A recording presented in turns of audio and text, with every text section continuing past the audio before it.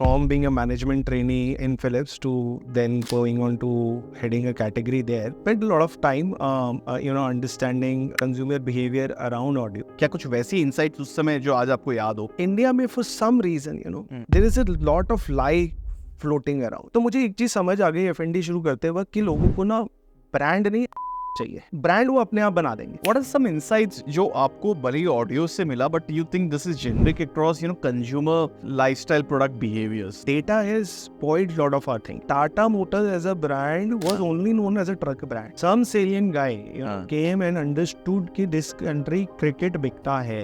IPL started, they were the first brand. Look where Tata. ये पूरे assurance system में एक ब्रांड से वो एश्योरेंस कंज्यूमर तक बिल्ड करने के बीच में डीलर कहाँ रोल प्ले कर रहा है? He can sell your product convincingly to 100 odd dealers. What was that one customer value that you were stuck upon when you started F&D?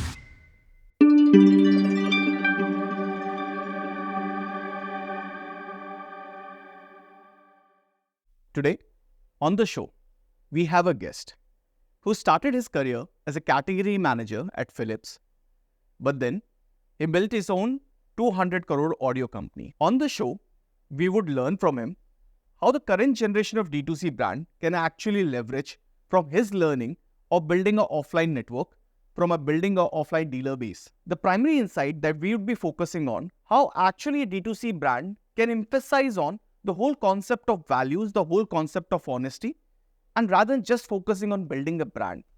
And I would understand from him how this basic value addition is so fundamental in the whole consumer journey and how he was able to leverage this to build his own company in the first place. So today, let's welcome Rajesh. Hey Rajesh. Hey Ankit, pleasure to be here. Thank you so much. Rajesh, I think it's going to be amazing discussion today based on your learning, your insights around the whole audio company. But firstly, I would want to ask, what is F&D? So, Ankit, as you said, from being a management trainee in Philips to then going on to heading a category there, when an employee or when somebody starts a brand, he doesn't have much knowledge of starting a business. So, the same case was with me. Why I'm telling you this, F&D was, I always had this in Philips and from my managers that you need to be fast and you need to deliver results. So that's where the F&D came in. F stands for fast and D stands for deliver. Yeah, I spent a lot of time, understanding consumer behavior around audio. So F&D was, as we say, any consumer who wants to have a better experience of home. So when we say better experience in very simple languages, why people go to cinema is to have a better experience of sound. And we brought that sound of cinema to consumer home, a sound of cinema, a sound of stadium, a sound of celebration to consumer home. And yes, so the F&A is largely in one word, celebrations with sound. Oh wow, that's amazing. Though something I'll share, before we move on further, when I moved to Delhi, the first speaker that in my home I bought was F&D, and I think till 2019, I carried that with me. And 2019, it was good 9 years. Then finally, we had to, throw it out because it was good 9 years with us. But that's how I remember the name F&D for quite a long period. मैं मतलब यही जानना चाहता हूँ कि you are having an amazing job, and then उससे फिर आपने सोचा कि F&D build करने का मतलब how come that idea happened? What was the journey? So, Ankit honestly job करते वक्त ना मैंने सिर्फ जॉब सोची. मतलब मैं अपने डैड को भी ये कहता था when since I come from a business family, so he was always intrigue कि यार अपना काम करते हैं. मैंने उनको कहा कि यार मैं ना अपना ही काम कर रहा हूँ, मतलब जॉब करते वक्त, क्योंकि आई डोंट नो वहाँ का कल्चर ऐसा था. जो हमारे CEO थे mister Shiv Kumar, so we had a lot of freedom to take decisions. And as an employee, when you have that freedom, और आप गलत और सही दोनों होता है, तो then you don't feel you're doing a job. Job जब लगने लगती है when there is too much answerability. Answerability difficult नहीं है, मतलब when you're doing right, too much unnecessary answerability, then it's a job. That's how I define a job, है ना. तो मुझे कभी लगा ही नहीं जॉब. तो ये जो F&D का आइडिया था was an extension of my job. I got a lot of encouragement within Philips of, and numbers हो रहे थे, the hard truth in sales is कि numbers हो रहे हैं कि, तो category was growing. तो इसका मतलब एक प्रूफ था कि मैं अच्छा कर रहा हूँ। अब जब आदमी के पास ये प्रूफ होता है कि अगर कोई बच्चे को बोलेगा तुम्हारा मैथ्स अच्छा है ना, तो उसके मैथ्स में तो 100 आएंगे, पर हिंदी में कितने आ रहे हैं उसको फर्क नहीं पड़ेगा। तो वैसे ही मेरा था। तो मैंने क्या किया, F&D में भी स्पीकर बेचना शुरू कर दिया। मैंने कहा तो स्पीकर बेचना, स्पीकर में अच्छा बेच लूंगा, and there was no external confidence. उस कॉन्फिडेंस की वजह से F&D स्टार्ट हो गया। सो दैट इज हाउ कि इट जस्ट हैपेंड कि मुझे जॉब स्पीकर ही बेचना था।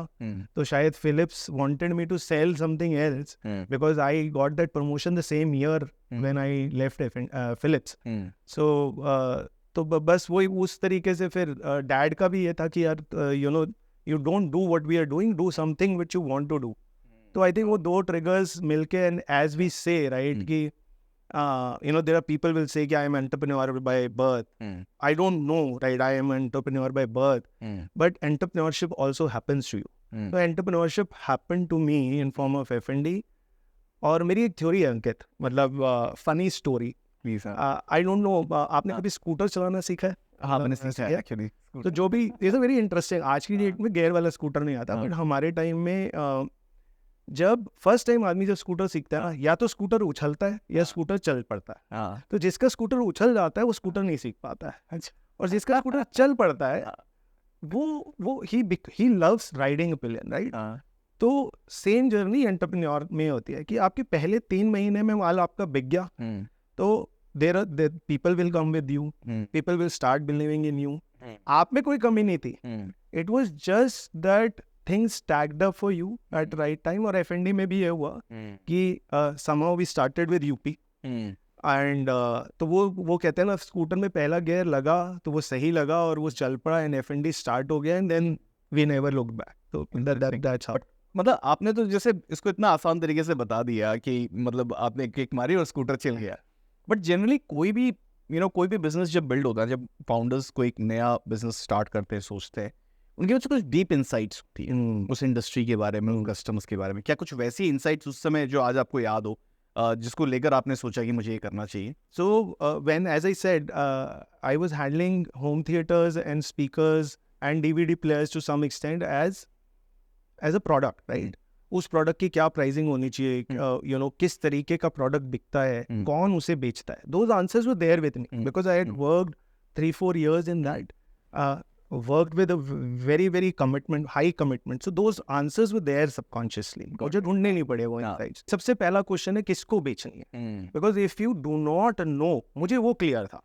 इंडिया में there is a middle and upper middle, I am very like because I come from a similar background। Middle और अपर मिडिल क्लास फैमिलीज में अंकित आप देखोगे लैविशनेस नहीं होती, मतलब एक चीज आई है तो वो एक चीज बहुत सोच समझ के आई। So Philips, let's say, it became that brand where people trusted the brand. People, why they trusted the brand? Because Philips was an MNC, तो कस्टमर सर्विस हो गया, राइट प्राइसिंग हो गई, सही डीलर के पास आपका माल पड़ा हुआ है। तो मुझे एक चीज समझ आ गई F&D शुरू करते वक्त कि लोगों को ना ब्रांड नहीं, एश्योरेंस चाहिए कि मुझे सर्विस मिलेगी कि नहीं, राइट? ब्रांड वो अपने आप बना देंगे, अपने दिमाग में बना देंगे, राइट? हमने कभी भी इनिशियल लाइक से 2-3 years we didn't spend money on marketing, we just spent money on winning confidence of the dealer and the consumer. हमने सर्विस सही टाइम पे दी, हमने डीलर को जो भी उसकी स्कीम, मतलब there were loopholes when we saw कि यार फिलिप्स का कोई डीलर उसके साथ क्यों नहीं काम कर रहा, क्योंकि we miss giving him some monthly or quarterly scheme, right? Got it. So I think these were some subconscious insights. Particularly, yes, I knew whom to sell. I was very clear. मुझे ये भी पता था कि मुझे दिल्ली, बॉम्बे, कलकत्ता में माल मतलब बिका बहुत अच्छा है, there will be consumer, but मेरे insight बहुत क्लियर थी कि India is beyond metros, right? Metros में there are enough intelligent people sitting, enough agencies sitting to give insights, but metro के 100 किलोमीटर के बाहर ना एजेंसी का कोई बंदा जाता है, राइट? ना कंपनी का कोई बंदा जाता है। बट अब हमारे ब्रांच मैनेजर्स थे फिलिप्स में, उन लोगों से बात करने से, कॉन्वर्सेशंस करने से ये पता चल गया था कि वहाँ पे माल कैसे बिकेगा। And the first word which comes to mind was relationship. मतलब any particular reason UP? So UP I will tell you, it was more of my brother's idea, right? कि मतलब उसने कहा कि यार, और हमें ना उस वक्त एक बहुत अच्छा सेल्स पर्सन मिल गया जो यूपी से था, और ही वाज वेरी एग्रेसिव। उसमें बाकी फैक्ट्स जुड़ गए। यूपी, आप ये देखो, आज BJP is a majority party and like is now they are running the country. But if you strategically look, Lok Sabha की सबसे ज्यादा सीट्स यूपी में, और हर ब्रांड के लिए it's a very difficult market, but बहुत बड़ी मार्केट है। हमारे अपर मिडिल और मिडिल कंज्यूमर सबसे ज्यादा यूपी में थे। तो अब जब हमारे को ये पता चल गया कि यार यूपी में when we sold in UP, we are good to carry it at pan India level. All those insights, what fails, what product will work, what scheme, we all got educated in first year. We didn't do anything, we just did focus. So that focus, number of products, so there are a lot of decisions which come, but primary is interesting. UP अपने आप में एक बहुत tough market नहीं था अंकित। यहाँ पे ना my book reading habit comes into picture, right? तो I read somewhere a very nice quote saying burn your boat. So there was this warrior and he reached the shore of some kingdom. I'm bad with memorizing names, but and he told his army, and they were a handful of people, and that army was massive. So the soldiers asked that how we will win the war. He said just burn your boats. Either we win the war or we go dead, right? Right. If you're committed to something, answers will come, because what comes with commitment के साथ आता है time spent on that job or journey. If I am continuously thinking about F&D, answers क्यों नहीं आएंगे, है ना? अब मैं F&D के साथ साथ ये भी सोचता हूँ, यार I sell 1,000 and tomorrow Philips is selling more than me. So when you do not give you choice of thinking anything else but how to sell F&D, then the guy from UP will also come, the product which fits that market. So because your mind is spending enough time on that brand to give you those answers. Today what is happening is strategy, lot of data, it's all great. I truly believe that data has to drive a company. Okay. But I think the softer parts, as a founder, you need to own a few things to get answers. So spend enough time on things to get answers. Google her answer नहीं देगा, as simple. आपके दिमाग में बैठे हुए हैं। अब आपके दिमाग में, as I said, why answers were sitting in my hand, because I had spent time, I was lucky to have been part of finish where those answers came into my head. But उनको दिमाग से बाहर निकालना कब था, when he said कि यार या तो ये एफ&डी चलेगा या नहीं। अब मेरे दिमाग ने ये तक नहीं सोचा कि वो नहीं चला तो क्या होगा। तो then when you single mindedly thinking, that is perhaps one profound reason why it work. मतलब कई बार लोग मुझसे भी पूछते हैं ना कि कैसे स्टार्ट कर लिया या क्या सोच लिया। मैं कई बार ये एक्चुअली आंसर भी देता हूँ और मानता हूँ मैं शायद ना बहुत फुलिशली करेजियस था। है ना, मुझे ना समझ में नहीं आ रहा था, मुझे लगा था बनाना है। जैसे आपने एक बहुत इंपॉर्टेंट पॉइंट यहाँ हाईलाइट किया, मतलब वो सॉफ्टवेयर एस्पेक्ट है ना। कई बार हम लोग शायद डेटा और रिपोर्ट्स और इनको बहुत इंपॉर्टेंस देते हैं, बट ये जो सॉफ्टवेयर एस्पेक्ट होते हैं ना, इसमें इनमें खुद के कन्विक्शन भी होते हैं, है ना, खुद के कुछ फंडामेंटल बिलीव्स होते हैं, कस्टमर स्टोरीज होते हैं जो हमें ड्राइव करते हैं। क्या ऐसी वो इनिशियल जर्नीज में कुछ आपको कस्टमर स्टोरीज F&D की कोई इंटरेस्टिंग एनेक्डोट उस समय कुछ याद आते हैं? किसी भी से भी आप पूछोगे कि यार सेल्स चैनल कैसे क्रिएट होता है, ठीक है, तो there is a bookish answer कि भाई आप टेरिटरी डिवाइड करो, है ना, पिन कोड वाइज मैपिंग करो उस एरिया में। आपको फंडिंग आज की डेट में, I am glad that there is an atmosphere where there like minded people who are trusting in you and giving. When I started F&D, the only source of funds was bank. और bank क्या कहता था कि भाई आपके पास 3 साल की balance sheet होनी चाहिए तब हम आपको पैसा देंगे। तो मैं उनको बोलता था कि सर 3 साल बाद शायद तो मेरे को आपका पैसा चाहिए नहीं, मुझे तो आज चाहिए। तो एनीवेज, राइट, सो हमने क्या किया कि तो हमारे पास एक सेकेंड हैंड मारुति 800 थी तब, तो एंड वी न्यू कि इंडिया की सबसे बड़ी wholesale market Lajpat Rai market है, ठीक है। उस मार्केट का एक सर्टेन टाइम है, जैसे 9 बजे या 10 बजे वो खुलती थी। तो अंकित, हमारे को ये क्लियर था कि डीलर के पास ना एक लिमिटेड अमाउंट होता है टू इन्वेस्ट, ठीक है। हम उस मारुति में खड़े बेच के वो 20 बॉक्सेस मार्केट खुलने से पहले बेच के चले जाते थे, ठीक है। और वहाँ से हमारी डिस्ट्रीब्यूशन जर्नी शुरू हुई कि कोई राजस्थान का डीलर ले गया, उसने चलाया, उसके 4 कस्टमर, फिर वो आया, फिर वो, हम उसकी वेट नहीं करते थे, वो हमारी वेट करता था कि यार आज आप 20 लेके आए तो मैं 20 के 20 मैं ले जाऊँ। तो वहाँ से हमें भी कंफर्म हो गया कि यार दिस इज समथिंग। फिर अब हमने क्या किया, भाई ये राजस्थान का डीलर है, ये माल अच्छा बेच रहा है, तो हमने we directly supplying to him. So मतलब that knowledge came from Philips कि you have to be near to the customer. तो जो एक basic story of selling speakers by taking them in Maruti 800 and then applying the idea of Philips का distribution, it creates a 100 crore brand जो F&D बन गया है eventually. जैसे आपने बताया कि आप बहुत पैशनेट थे, और मैंने ज़्यादातर फाउंडर्स को ये देखा वो अपने प्रोडक्ट को लेके पैशनेट होते हैं. बट एक क्वेश्चन इस पे पूछता हूँ, क्या फाउंडर्स का अपने प्रोडक्ट्स को लेकर पैशनेट या ऑब्सेस्ड होना एक मैंडेटरी रिक्वायरमेंट है, या नहीं इसके बिना भी चल सकता है? See, I will say founder का it can be product, it can be people. Largely it has to be what he has started. ठीक है, उसको लेके पैशन होना बहुत ज़रूरी है. Because if you do not have passion, you will not drive it. मेरे लिए 2 passions थे. एक तो product था. People have always intrigued. And this comes from my dad, right? कि उनका ये कहना था कि राजेश, जिस दिन जब आपके अंदर 4 लोग हों और आपके लिए ये मैटर करना शुरू कर जाए कि यार उनके बच्चे भी अच्छे स्कूल में जाते हैं कि नहीं जाते हैं, then you will come to office thinking that फिर बिजनेस को कोई नहीं रोक सकता. लेट्स से मेरे लिए F&D पैशन था, तो F&D के अंदर प्रोडक्ट भी आ गया, उससे जुड़े हुए लोग भी आ गए. तो yes Ankit, answer is without doubt. मतलब that has to be the biggest ingredient. Like वो आपकी लाइफ लाइन है. मतलब वो पैशन नहीं है तो somewhere you will lose it. आपने एक बहुत इंटरेस्टिंग जर्नी बताई थी मुझे इससे पहले डीलरशिप्स के अराउंड. आपने डीलर्स के थ्रू और वो पूरा एक नेटवर्क बनाया, और वो आपके लिए बहुत क्रिटिकल था. आज जब हम नए जनरेशन D2C ब्रांड्स के बारे में सुनते हैं तो जनरली वो डीलर्स कॉन्सेप्ट गायब हो गए.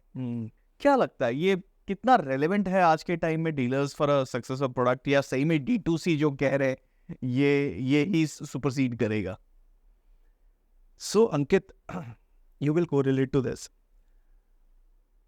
लोगों को ना, I'm not blaming anybody, but hard jobs करना मतलब people don't want to do it.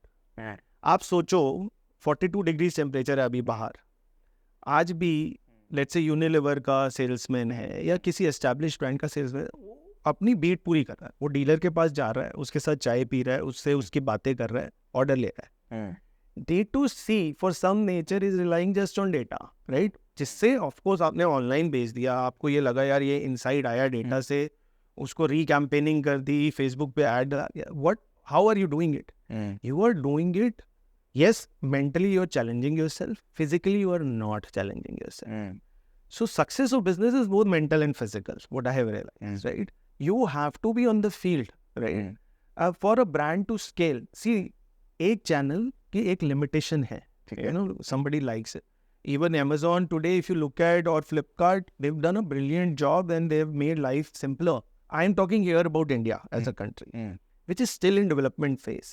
लोग आज भी relationship पे, right? अगर आप 5,000 से ऊपर, that's my theory, it could be wrong. अगर आप प्रोडक्ट खरीदते हो ना, विश्वास पे खरीदते हो, ठीक है. ऑनलाइन में वो credibility through tools, through AI, how they will develop, it's still to be answered, right? ठीक है. यस, यू नो, आपने माल मंगाया, आपका वापस चला गया, right? Is this establishing the credibility? No, it is not establishing credibility, it is just convenience.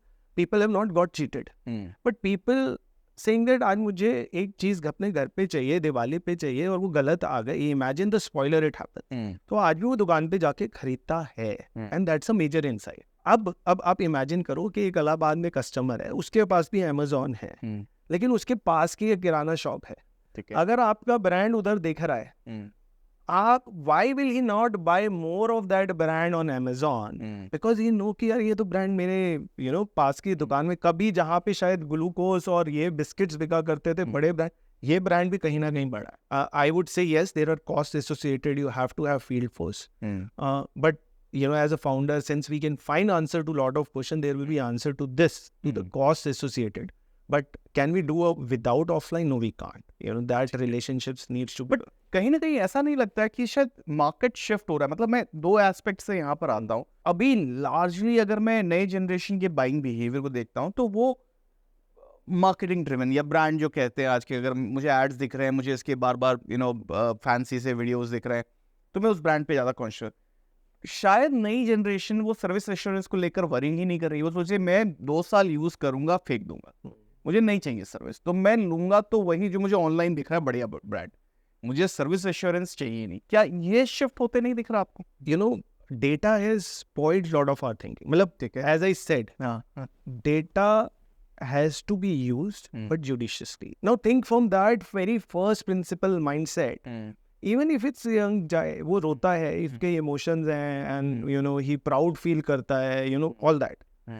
तो young generation और old generation same हो गई इस regard में, feeling same है, emotion same है. Buying में भी यही होता है. ठीक है। He wants to stand cool by saying कि यार मैंने Facebook पे कुछ देख के खरीदा है, ठीक है। बट अंदर से उसको सर्विस चाहिए, अंदर से he doesn't want to waste his time. मिला कि नहीं मिला, रिप्लेसमेंट कॉस्ट इज लेस, वो एक अलग है. ठीक है। But will he trust a brand more when he sees offline, when he sees offline? Of course yes, because he is not from a different planet. He is from the same planet, same made by same creator as he has made the old generation and new generation. That fundamentally a founder of a D2C brand should be asking, yes, कि consumer journey में I have traveled, I have sold. If you ask them, have you won the trust of your consumers? Trust me, they will have no data to prove that they have won. They will have data कि हाँ यार consumer lifetime मतलब कि lifetime LTV उसका कितना बढ़ गया, मतलब I say lifetime loyalty, right? तो lifetime loyalty का क्या इंडेक्स है ना? तो अगर जिस दिन lifetime loyalty आपकी 100 हो गई ना, तो आपका जो lifetime revenue it will be 1000, as simple as that. लेकिन ये पूरे एश्योरेंस सिस्टम में एक ब्रांड से वो एश्योरेंस कंज्यूमर तक बिल्ड करने के बीच में डीलर कहाँ रोल प्ले कर रहे हैं? So let me put this right. Online is a data journey. ये डेटा से एस्टैब्लिश हुई है और दूसरी रिलेशनशिप से एस्टैब्लिश हुई है. तो कहाँ से रिलेशनशिप स्टार्ट होती है? जब एक सेल्समैन को अपना पहला टारगेट मिलता है अपनी टेरिटरी में बेचने का, वहां से ये रिलेशनशिप स्टार्ट होती है. वो उस टारगेट को कैसा सोच रहा है, राइट?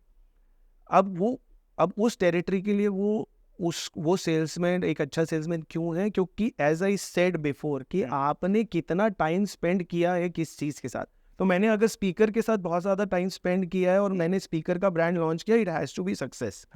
अगर एक टेरिटरी में let's say again you no Darbhanga में अगर कोई एक सेल्समैन है, उसने अगर यूनिलीवर या ग्लूकोज या सर्फ बेचा है, तो नो डाउट वो फिलिप्स भी बेच लेगा, वो सोनी भी बेच लेगा, because it's competitive. Now comes the fact कि ऐसा कैसे है कि यार वो डिफरेंट प्रोडक्ट्स भी बेच सकता है. तो ये answer is relationship, dealer, right? अभी मैं उस जर्नी पे भी आ रहा हूँ कि वो डीलर क्यों है और कैसे एग्जिस्ट करता है. तो हमने सब डेटा से निकाल लिया कि ये पॉपुलेशन है और इस पॉपुलेशन में ये कंजम्पशन लेवल्स हैं, इस कंजम्पशन लेवल में मेरा ये सेगमेंट है, and hence company can sell a monthly 1 crore revenue in Darbhanga example. We reach that. अब बेचें कैसे, राइट? तो आई एम नॉट सेइंग कि this is that 1 crore on Amazon is a separate answer, separate data. अब उधर उस टेरिटरी में जहाँ इंटरनेट की स्पीड भी धीरे है, बहुत लोगों के पास स्मार्टफोन नहीं है, वहाँ पे बैठे हैं आपके डीलर जो बहुत सालों से उनका घर उस एक शॉप से चल रहा है. तो dealer is a face of a brand along with that salesman, right? ठीक है. The company, unfortunately, we have air-conditioned offices, we have head offices in metros. We do not go that length to say कि यार वो relationship नहीं build कर रहे हैं हम. जिसने वो relationship, let's say एक national sales head है, and he has established that relationship, maybe he will not be able to do pan India, but अगर उसने 1000 डीलर अगर उसको जानते हैं, तो इट इज नॉट अबाउट कि मेरी GFK डेटा तो कह रही है यार सोनी लीडरशिप है, बट दरभंगा में फिलिप्स लीडर है, क्योंकि कहीं ना कहीं वहाँ रिलेशनशिप इज प्रिवेलिंग. ठीक है, तो डीलर क्या कर रहा है? वाई डीलर के साथ रिलेशनशिप इंपॉर्टेंट. आप सोचो, डीलर भी आगे कस्टमर को रिलेशनशिप पे बेचता है. तो there is something called dealer based community, right? That वो बहुत अनसेट ट्रुथ है, मतलब वो गेम से ज्यादा एक बहुत अनसेट सा बिहेवियर होता है, क्योंकि वो लोकली मुझे ट्रस्ट है कि मैं कुछ भी होगा उससे हालचाल भी पूछने चला जाऊंगा, मैं बात करता रहूंगा, तो हाँ, ट्रस्ट तो बना हुआ है वो। तो वो डीलर को शायद उनके कुछ लोगों की शादियों में भी जाते होंगे। हाँ, तो ये ना डिफरेंट प्लैनेट है which exist outside those air condition room, जहाँ पे जाके समझना बहुत ज़रूरी है उस चीज़। And if as a brand you understood that relationship, और उसके बाद बहुत कुछ नहीं करना है, सिर्फ उसका ट्रस्ट मेंटेन रखना है। ट्रस्ट कैसे मेंटेन रखना है? whatever is due to him, when he needs inventory, are we able to supply him on right time, right? और देखो, मिसट्रस्ट और ट्रस्ट में ना एक चीज जरूर आएगी. what brand needs to understand, there is an income gap between a company, what company can afford to give and what dealer can afford to give. There might be times where he might delay on your payments, example, and that's where God has given us that एक mind की power दी है data को harness के देने के लिए. ठीक है. And the other power he has given is of our heart to understand that emotion that this person is not a cheat. And that's where I think the dealer is more built from heart and the data is more, or Amazon is more built from brain. Absolutely. मतलब often हमने ये भी सुना है कुछ cases में कि dealer act like an investor even in the brand, क्योंकि वो पहले आपको पैसे देते हैं. So it is not who gives the money first, right? So I would say who trusts whom first, right? ठीक है. Money is an equation. It's a number, right? If he gives me earlier, I earn a certain desirable interest and I can pass on that extra leverage to him or somebody else. So आज की date में, yes, just to safeguard your interests, the people are asking money first. But imagine there are areas where that dealer is king. People believe him more. If you don't as a brand serve him as per his terms, so I'm not saying that the terms has to be out of the window. Then the brand is enough powerful and dealer is enough powerful and both are happy. Where we falter is, हमारी एक playbook बन गई है. Playbook कैसे बन गई है? We are educated souls. Mr. Kotler ने X लिख दिया होगा, Mr. X ने Y लिख दिया होगा, and we framed without talking and going into that market and we say कि यार ये follow हो रही है तो ठीक है, otherwise हमें कोई और मिल जाएगा. नहीं. Idea is your playbook for that offline has to be flexible. For example, in Gujarat, very, very clearly, relationships, yes, neighbors. But if in Gujarat the dealer knows that his ROI is sorted, then your business with him is sorted. But let's say Calcutta का जो dealer है, he knows what is ROI. ठीक है. But ROI is not his priority. उसकी relationship priority है. तो अगर जिस दिन वो थ्योरी समझ आ जाएगी ना, बेसिक प्रिंसिपल्स पे हम ऑपरेट करना शुरू कर देंगे, तो ऑफलाइन तो क्रैक हो जाए. इंडिया में sound is because of 3 things. India में क्रिकेट पैशन है. ठीक है. इंडिया में marriages people like to, and festivals. मैं ठीक से फिर भी समझ नहीं पाएगा, थोड़ा सा एलाबोरेट कीजिए. मतलब how are you putting sound here? So when you sell a brand, it has to position itself. और पोजीशनिंग ऑफ ब्रांड कहते हैं ना. कुछ लोगों को क्रिकेट देखना है, example. So like we watch this movie Kaye Poche, right? I think you will remember that there is a community watching it on a 21. आप इमेजिन करो उस कम्युनिटी को हम एक होम थिएटर और स्टेडियम जैसा एक्सपीरियंस दे दे. तो हमने तो वो कैंपेन भी की थी, मैं हर घर सिनेमा घर. तो यार इंट्रीगेट नीड साउंड की ये थी कि लोग ये कहते हैं यार सिनेमा में जाके क्यों जाते हैं लोग सिनेमा? क्योंकि साउंड इफेक्ट. उनको big screen and big sound. People always say big screen, but it is कि यार वो प्लेन आके मेरे को यहाँ पे एकदम पंच हुआ वो अपने घर के टीवी में. तो we said people, हम आपको सेम इफेक्ट आपके घर में देंगे. ऐसे और क्या इनसाइट्स हैं मतलब साउंड या इस पूरी इंडस्ट्री को लेकर, जो you know because you worked for so long around it and you must be having very core insights और कंज्यूमर बिहेवियर अंडरस्टैंडिंग, जो मतलब आपको लगता है was a very critical in building the whole journey. तो एक क्लासिक एग्जांपल देता हूँ इनसाइट. पंजाब में बिग थिंग सेल, राइट? बड़ा है तो बेहतर है, वो वाली थी. साउथ में वो चीज़ नहीं है. ठीक है. तो अगर मान लो एज अ ब्रांड F6000 करके एक हमारा 8-inch सबवूफर वाला था. ठीक है. And we were analysing data यार कि ये यहाँ पे बिक रहा है और साउथ में बिक नहीं. And then the answer was clear कि वहाँ पे रेस्टोरेंट से लेकर सर्फ एक्सेल और bigger sizes sell, bigger pack sell. South में they do not want to show the big, they want to utilize product. So what you're saying is north में especially से around Delhi etc हमें बड़े sound systems ज्यादा cell होते दिखते हैं, वहीं पे साउथ में ये वैली कर जाते हैं. efficient sound system. They value sound more than the bigness of the sound. Wow. And how does it vary in the say northeast or west as well? East has always been very value focused, right? ठीक है. They would need the right price of the product. West में is a very balance of North and South. West is more premium, like, and when I say Gujarat, Mumbai, where they can give you the value if you have the right product.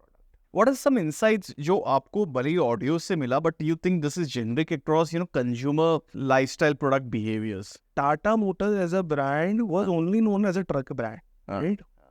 Some salient guy, came and understood कि this country cricket बिकता है. IPL started, they were the first brand. Look where Tata. No doubt they have great product, right? And they knew whom to sell. Where are these guys going? They are going to cricket stadium, they are going to cinema hall. तो इस country में जो मुझे ये लगता है, a movie watching habit, festival celebrations, and cricket. Right?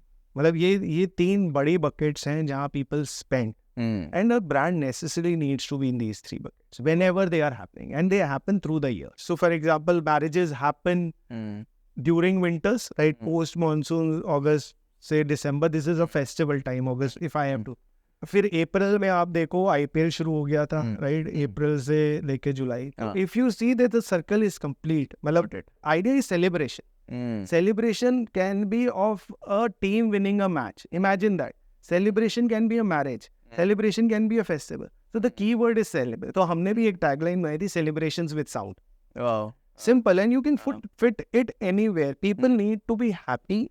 Yes, the life happens to everyone. But जब ये moments आते हैं, then you dump your sadness. For example, Dairy Milk always does that during Raksha Bandhan, again a festival, right? Absolutely. Right? तो अब आप किसी भी चीज को अगर ब्रांड इन 3 एक्सेस के अराउंड जोड़ना शुरू कर दें, there will be much more, but these 3 axes are big where the large population comes.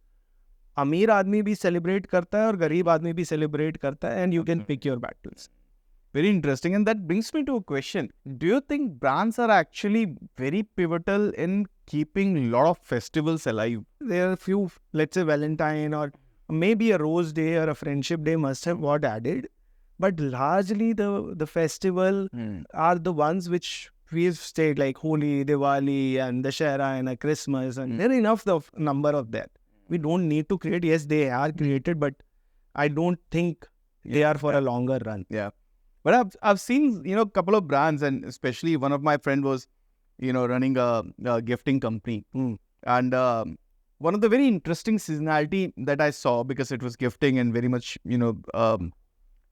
related to what spouse or girlfriends or boyfriends would give each other. The sales for the month of February is equivalent to rest of the years. More than actually people probably want to celebrate. We are pushing it to be celebrated. And the whole push by these brands and marketing और उस चीज को उसको highlight करने में कि यार ये देखो ये celebration आ रहा है, ये celebration आ रहा है, मतलब अच्छा है क्योंकि इससे कहीं ना कहीं वो लाइवलीनेस शायद जिंदा रह रही है. बट इसके कुछ एप्रीहेंशन, कुछ काउंटर इसके हैं, बट लार्जली देखते हैं उन्होंने शायद सेलिब्रेशन को एक अच्छा तो बनाया है, उन्होंने बहुत उस सेलिब्रेशन को वाइब्रेंट तो किया. No doubt. I hats off to all the D2C's brand. Something which was not desirable, they have made it desirable, right? You have better bags, better looking bag. Today there are a lot of beauty brands. Nobody must have thought, if you today look at market shares of, let's say, Lakme, or which was never heard that they will never lose a leadership. They've done phenomenal job, no about. But again, if you go back and look at the successful brands in D2C space, right? They've stuck to fundamental. Yes, why not to enhance when you have a tool? So in our time, there were limited options. Not every brand can run a TV ad, not everybody can, but everybody can run an Instagram post. Think it like that. True. Saying is, excess of everything is bad. A customer beyond a time frame will not like Valentine messages. He would want to celebrate Valentine. He is celebrating and there is a certain thing pops up, it irritates the customer. Totally. So that is important. Right? Rajesh, help me understand how this economics of dealer network, the whole distributor, dealer, etc. How this whole system work in a brand or in a segment like audio devices. So Ankit, if it is a hardware, like hardware can be if you're from your bed sheet to your audio, anything which person buys physically, right? Uska sabka logic similar hai, right? Even for that matter, let's say party in power and when they plan elections, so it's the same way. So India is, let's say, a country which has, let's say, X number of states, and the states are further divided into, each state is divided into districts. They are divided basis the population size. Right? So let's say UP has, let's say, X number of districts because as a state, it is the most populated city. So it has more number of people and has the highest number of Lok Sabha seats, for example. So this is the base. Sure. Now, the theory of any brand or product, or let's say audio in our case, was be where the consumer is. Okay. Be closest to the consumer, right? Now, why be closest to the consumer? Because consumer do not want friction. Anything I can get fast and at the right price, I will buy that. So this is how the theory why the brands, the bigger brands like Unilever's of the world, because they are, or Asian Paints for that matter, because they were well distributed, right? So this is how it works. Then each brand has a different theory basis where their consumer is most populated, right? So let's say if it's speakers, right? So for us, South was always our biggest market, right? Okay.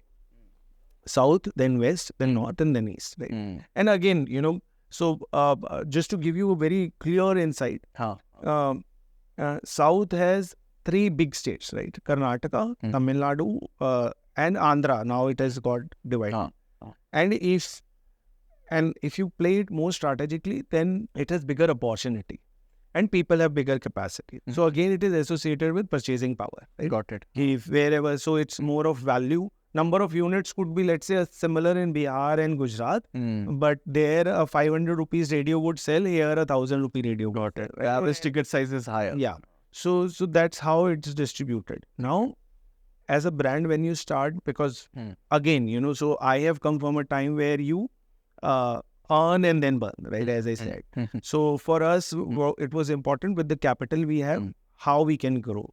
So I again came from Philips Axis, where there was a predefined structure, and that was the biggest advantage, that the country was divided into all the states, like all the state had branches, and then there were regions, regional offices, right? East, North, East, West, South, simple, right? So the structure is, I just had to go and implement. So we started forming, and the formula was, when a state reaches a certain threshold or a milestone, let's say in our case, it was 5 lakh rupees पे हम पहला sales manager रखेंगे territory. Otherwise, 2 states will get managed, right? फिर we said, if the branch gets to a level of 50 lakhs, we will have a branch office there. So branch office means physical office where there will be a branch manager supported by 3 branch people and the service team. If you ask me why it was that, there could be a financial calculation, but largely it serves well, right? Like, when you become 50 lakh, you start selling certain volume, there are certain number of distributors. There are many elements other than the financial element. Got it. Because if you are a 50 lakh brand, people in that state have started trusting you.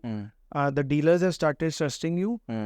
And if you have an office, or you had an office there, they trust you more. That this company is not going anywhere. So we started with UP. We had always had 1 branch, and then UP always disintegrated into UP and Uttarakhand. So Uttarakhand became 1 branch for us. And that's how we expanded. Now, when it comes to dealer, like once you have a branch and how you form that, again, simple maths, each state is further divided into district. Then go district-wise. So when we chose UP, we said that Agra, Lucknow, Kanpur, Allahabad, Banaras, there were few pockets which we thought had a bigger potential. That is where the whiteboard comes in, and the whiteboard theory and the thinking cap needs to be put in, without saying कि market पे potential नहीं है और आपने वहाँ पे लड़का डाल लिया तो वो भी failure होगा, आपका brand भी failure होगा. And that's where the market intelligence comes in, right? अब who is a distributor as an entity? A brand for the dearth of individuals, or because again you are giving power to a local guy. He can sell your product convincingly to 100 odd dealers. ठीक है? अब वो उसके लिए वो customers हो गए, आपका कस्टमर डिस्ट्रीब्यूटर हो गया, and so for. This is how the chain form. Like किसका कस्टमर कौन है? एंड कंज्यूमर से आते हैं, एंड रिटेलर जो है, जो डिस्ट्रीब्यूटर जिसके पास मटेरियल देता है. Now there are again lot of nuances here, Ankit. There are brands which have tried going directly to a dealer. ठीक है, राइट? कि यार ये डिस्ट्रीब्यूटर का बीच में मार्जिन खत्म करते हैं डीलर को. I do not know a success story where it has been a success. खासकर D2C में इसकी बहुत बार बात होती है कि आप लेयर्स खत्म करो. हाँ, तो देखो क्या है, अगेन लेयर वहाँ खत्म करो जहाँ जरूरी है. Again as I said, you have to be flexible with that. More एक पर्सनल टच क्या होता है कि डिस्ट्रीब्यूटर उसको बहुत टाइम से जानता है, आप उस टाइम उतने टाइम से उसे नहीं जानते. आप कभी भी वो क्रेडिबिलिटी एस्टैब्लिश नहीं कर सकते जो वो, और क्रेडिबिलिटी की unfortunately value, there is no number to it. भाई आपका चैनल का मार्जिन का नंबर है बट क्रेडिबिलिटी का नंबर नहीं है, एंड इफ यू ऐड और सबट्रैक्ट दैट नंबर तो आपकी वो रेशियो लगेगी is justified to make a distributor. So again you know, offline में जो रिलेशनशिप वाला part and time spend with the distributor is important. एक अगर आपका सेल्स मैनेजर 10 डिस्ट्रीब्यूटर हैंडल कर रहा है, you are hitting a failure, no doubt about it. अगर वो 5 हैंडल कर रहा है, उन्हीं से ज्यादा बिजनेस निकाल रहा है, that so we used to call it numeric and a weighted distribution. Numeric is the number of dealers in an area. Weighted is per dealer the sales. तो इसका क्या स्वीट स्पॉट है? मेरे हिसाब से रूल बुक थी कि 5 से 6 डिस्ट्रीब्यूटर और एक सेल्समैन 25 से 30 लाख, मतलब अब वो हर एक में वेरी कर सकता है. But that number will come in front of your eyes. मतलब इसमें कुछ भी दिमाग नहीं लगाना है ब्रांड को. Then when you start seeing people in misery, वो पॉइंट देखना बहुत जरूरी है. If they are in pain, do not let them in pain, because जो वो सेल कर रहा है वो भी ड्रॉप होगी. You put an extra resource. मतलब there is a science behind it कि वो extra resource है तो politicization हो जाएगी, complexity बढ़ जाएगी. Yes, true. But the main idea is that your sales should grow. अब उसको efficiently grow करने के लिए there are methods कि भाई आप ये बोल सकते हो, आप उसी सेल्स मैनेजर को बोल दो कि यार now is the time we need people under you, right? तो उसको authority दे सकते हो, नहीं दे सकते हो.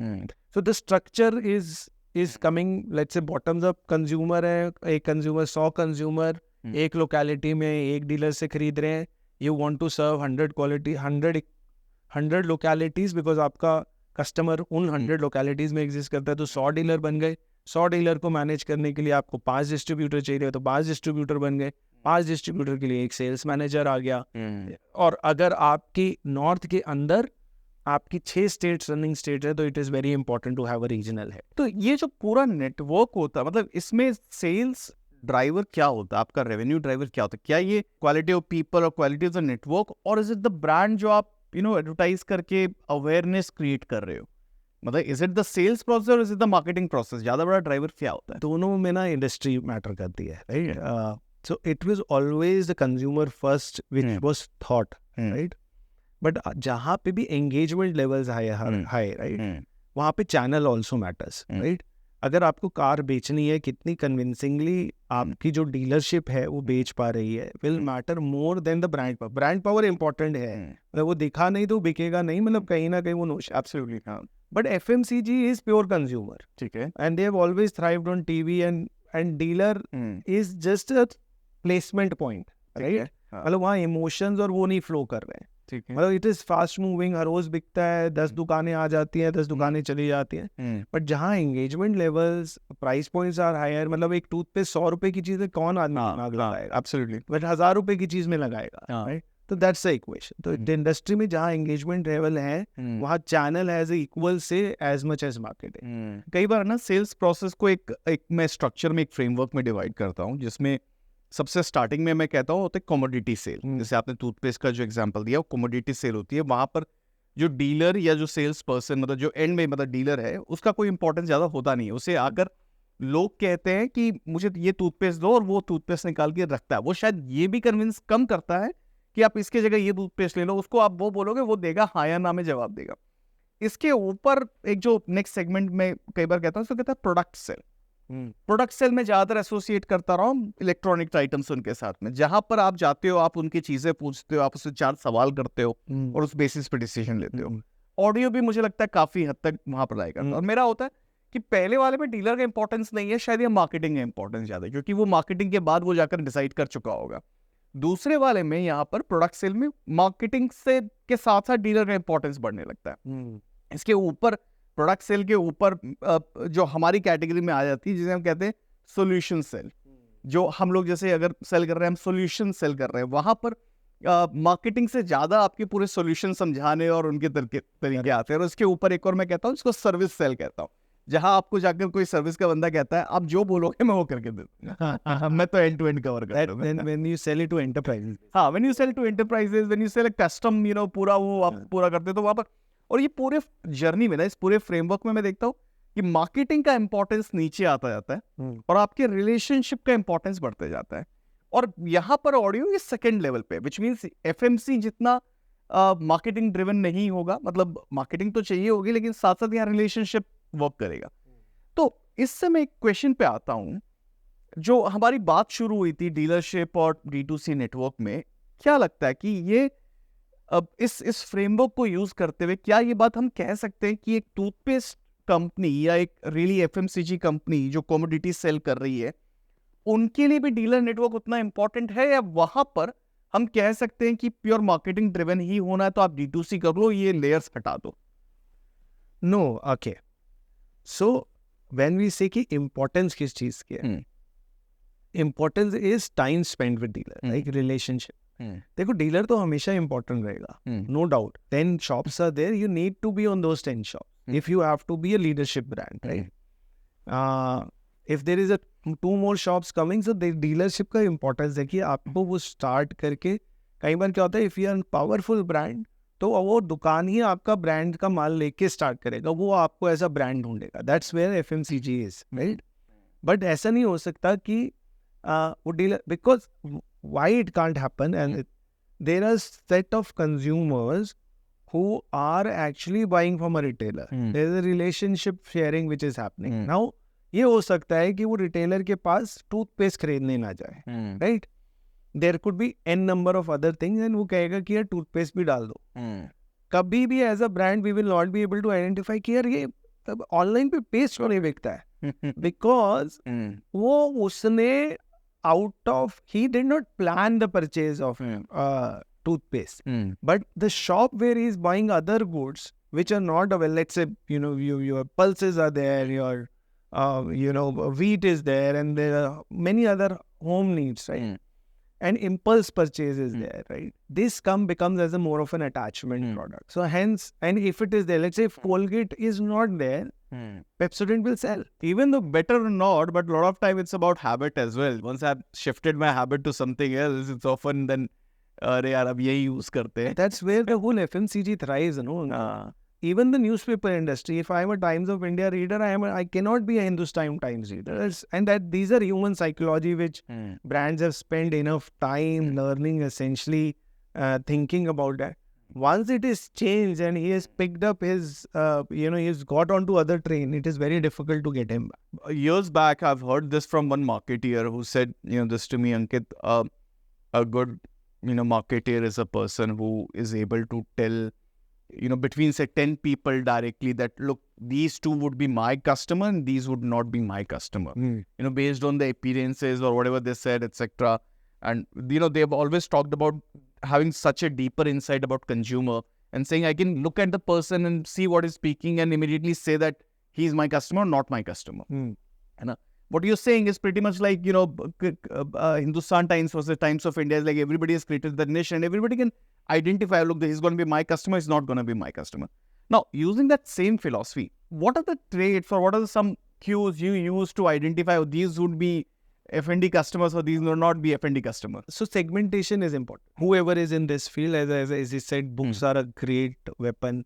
For example, Philips Kotler continues to be the mecca of marketing. And I personally think still D2C brands should read that book, because that knowledge of segmentation, positioning, I learned in my management is why it helps. But there are behaviors you can identify. And I call it as a periodic table theory. मतलब जिसने भी periodic table का मतलब simple ये है कि उस column में जितने भी एलिमेंट्स हैं वो एक सिमिलर बिहेवियर परचेज करें. वैसे ही कंज्यूमर बिहेवियर है, राइट? जैसे अब इनकम ब्रैकेट्स में भी डाला हुआ है. Income brackets has the knowledge beyond it. किसी के घर की एनुअल फैमिली इनकम 10 लाख रुपए है, तो अब उनके बच्चे एक स्कूल में जाते होंगे, like it could be a good school but it will not be the premium school. What would they own? They will own a Maruti. or at best Honda, a below 10 lakh rupee kind of car, right? F&D का customer कौन था? F&D का customer simple ये था कि जिसके annual family income was more than 3 lakh rupees and less than 10 lakh rupees. Simple. Interesting. मैंने बहुत कम बार फाउंडर्स से इस क्लैरिटी के साथ सुना है कि उन्होंने एक नंबर के साथ क्लियरली बता दी, देखो ये मेरा है ना. मेरा बहुत ऑब्वियस आंसर जो मुझे मिलता है, वो लोग हमेशा इसको मैक्सिमाइज करने की कोशिश करते, नहीं ये भी है, ये भी है और ये भी है. और मुझे हमेशा वो अपसेट करता है जब लोग हर को अपना कस्टमर्स डिफाइन करने की कोशिश करते हैं. I think this is a wonderful discussion with you today. I actually had a very, very new and fresh insights about the whole audio industry now. I wasn't thinking the audio which I'm thinking now after having this discussion. I think it's a wonderful learning for me today. But before we end, the end of the day question today is, what was that one customer value that you were stuck upon when you started F&D? India में for some reason, there is a lot of lie floating around, right? हमारी industry में भी यही था. 100 what का speaker है, right? अब 100 what का स्पीकर है, 10,000 रुपए का है. कस्टमर ने खरीदा तो वो 10 वॉट का भी नहीं निकला and he paid. Customer got cheated. Weather company will make money या नहीं वो बाद में डिसाइड करेंगे, लेकिन आज कस्टमर को अगर 100 वॉट का मिलना है, बिकॉज हमारी इंडस्ट्री में ये टेक्निकल पैरामीटर है जिसकी कस्टमर को कभी नॉलेज नहीं होती. Absolutely. Only a brand knows की सच्चाई क्या है. So we always said we will be a value honest brand for our consumer. So yes, if you have to ask me just one thing that has made us survive, and being honest to the consumer, right? Is every time I woke up and the day I was not honest. Well, ऐसा कभी हुआ नहीं. But let's say we take our products from factory, right? And there's a batch which failed. आपने बीच में देखा होगा लोगों ने ना पब्लिसिटी के लिए बहुत यूज किया था ये कि इस ब्रांड ने कार्स वापस ले ली, इसने. हम लोगों ने ना ये बहुत पहले शुरू कर दिया था. आई वॉज वेरी क्लियर कि यार अगर एक प्रोडक्ट ने परफॉर्म नहीं किया और किसी ने हम पे ट्रस्ट किया, just take back the stock. हम उसका क्या करेंगे, हम लॉस बेयर करेंगे, it's perfectly fine. So I think yes, still that one value stays with me, and I'm sure this will go very long term because in this whole time of the market where we really do not expect all products actually to carry that honesty. We know that we'll buy something, some of those will be faulty, some of those would work, and we really do not get attached to it. You here are actually making a change by standing for this honesty, this whole concept of that what customer actually asked for, he should get that. What he actually was promised, he should get that. That's like a virtue in today's time. 100%. Amazing. Amazing discussion, Rajesh. Love the whole conversation. Thanks for being on the show today. Thanks for all your time. Ankit, totally my pleasure. Like, these thoughts, you live by thoughts, but you don't say it. I am thankful that you asked so much intriguing questions that they came out. Tomorrow, if really I have to write a book on my experiences, probably your podcast, I would use the entire script, and you would see that there's a lot of those thoughts coming there. But yes, it was totally a pleasure. I'm so glad. Doing a great job. And I'm sure these insights and, whatever the purpose goes behind this, it gets served. Sure.